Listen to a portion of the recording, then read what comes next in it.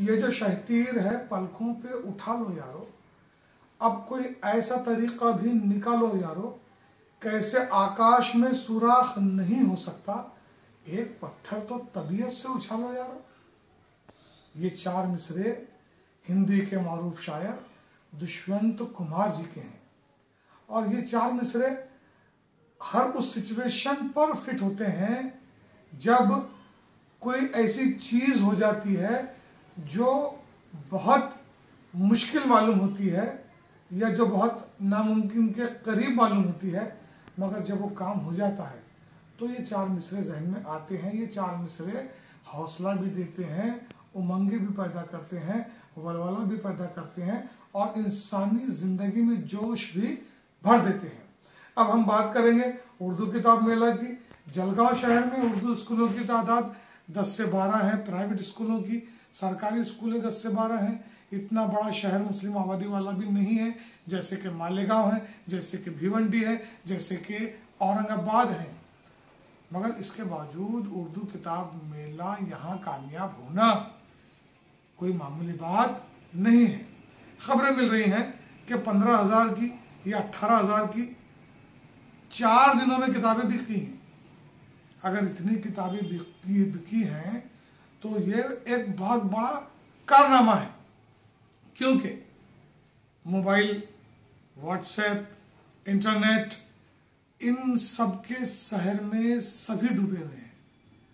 पढ़ने लिखने की किसी को कोई फुर्सत नहीं है, मगर ये तो भला हो इकरा एजुकेशन सोसाइटी का और बतौर ख़ास उर्दू से बहुत मोहब्बत करने वाले इसके प्रेसिडेंट अब्दुल करीम सालार साहब और उनकी पूरी टीम का, इसी के साथ साथ अंजुमने मोहब्बाने उर्दू कुतुब मालेगांव, इन दोनों के इश्तराक से उर्दू मेला जलगांव शहर में मुनक़िद हुआ 27, 28, 29 और 30 दिसंबर को। और 2022 अब ये जो बहुत गुजरने के करीब है, ये एक तारीख लिख गया है शहर में उर्दू किताब मेले की।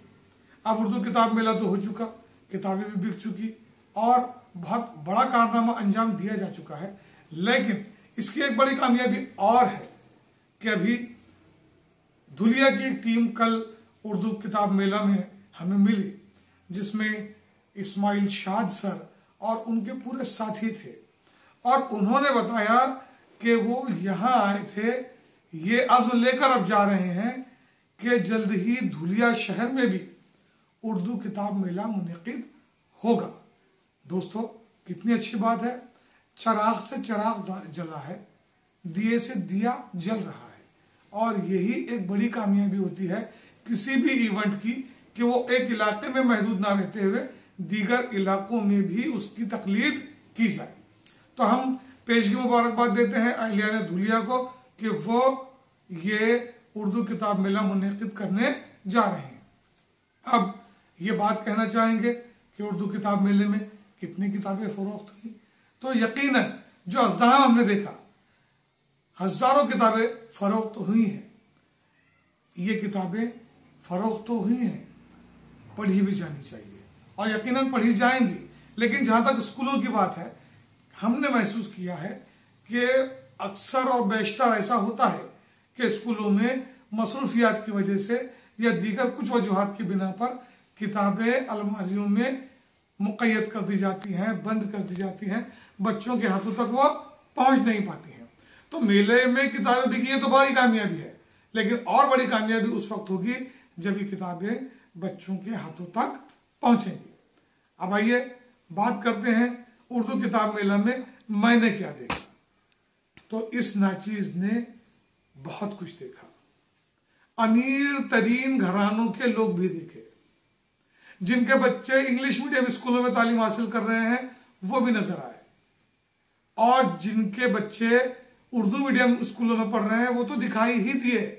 लेकिन याद रखिए, मेरी आंखें नम हो गई जब मैंने देखा कि उर्दू किताब मेले में मैले कुचेले लिबास में छोटे छोटे बच्चों को लेकर ख़वातीन और पसमानदा तबकात के वो लोग जिनकी आमदनी के ज़राए बहुत महदूद हैं, जिनकी आमदनी बहुत कम है, झोपड़पट्टी के इलाके के लोग भी अपने बच्चों के हाथों में हाथ डालें।